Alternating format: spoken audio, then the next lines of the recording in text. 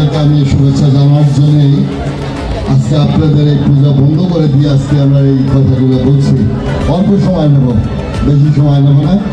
আপনি আপনাদের ভাই, আপনাদের বন্ধু, আপনাদের এলাকার এই সন্তান, বিভিন্ন সময় আপনাদের সুখে সুখে পাশে ছিলাম, এখনো আছি। আপনারাও কিন্তু আমার 2004 সালের নির্বাচনে পৌরসভা আপনারা বিপুল করে ভোট দিয়েছিলেন।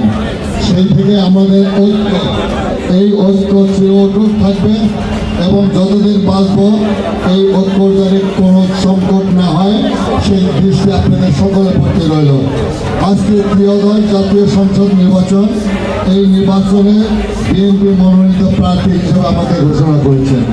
আমি মনে করি এই জায়গায় আপনাদের সন্তান, আপনাদের ভাই, আপনাদের বন্ধু, আপনাদের পড়শি, যেভাবেই দেখেন না কেন, একটা জাতির উঠতে গিয়ে দেখতে হবে, দলের উঠতে গিয়ে দেখতে হবে।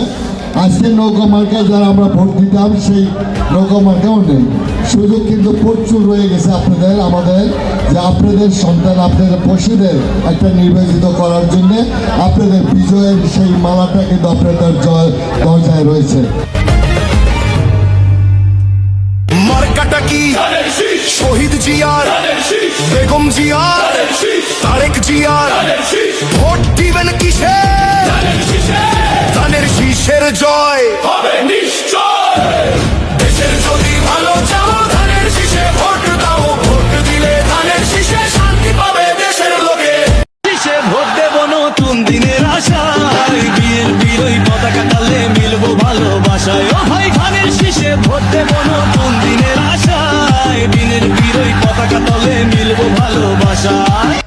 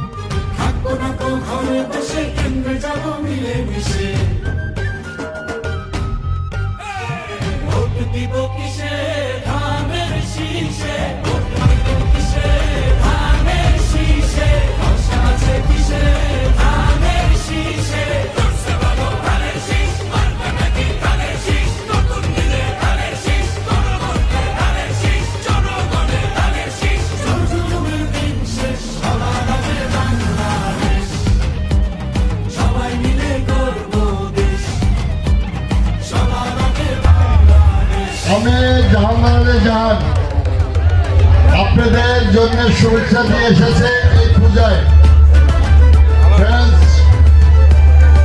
ক্লাব আজকে আয়োজিত এই সরস্বতী পূজা। আজকে এই পূজা আমি লক্ষ্য করেছি হিন্দু ভাইদের চেয়ে মুসলমান ভাইদের আগমনটা বেশি এবং তারা আনন্দ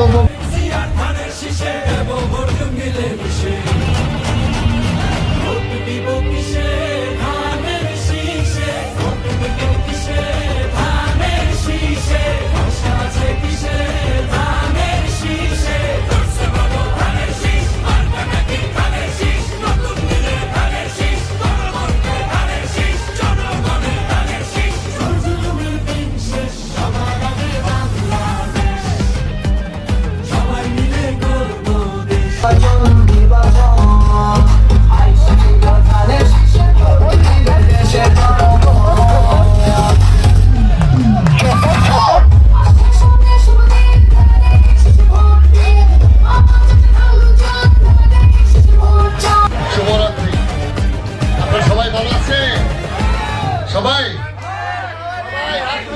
আমরা এই পূজা মণ্ডপ অনেকগুলো ঘুরেছে। সরস্বতী পূজা কিশোরগঞ্জ ক্লাব কর্তৃক আয়োজিত এই পূজা কমিটির যারা রয়েছেন নেতৃবৃন্দ তাদেরকে ধন্যবাদ জানাই, অভিনন্দন জানাই। যারা দর্শক হিসেবে আমরা আসছি, যারা এই তরুণদের সকলকে আমার পক্ষ থেকে এবং আমার দলের পক্ষ থেকে এবং আমাদের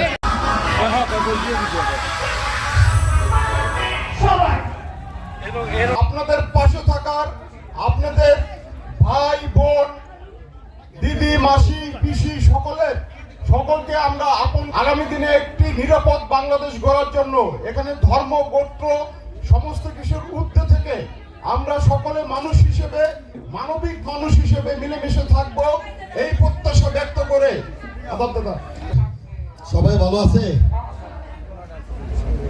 দিদিরা বৌদিরা ভালো আছেন? আজকের এই অনুষ্ঠান কর্মকারের বাড়িতে আমরা সকল পূজা মণ্ডপ প্রায় শেষের দিকে চলে আসছে, তো জানেন না রাত 2টা পর্যন্ত হতে পারে আর কি। আজকে এই আনন্দটা সকলের জন্য।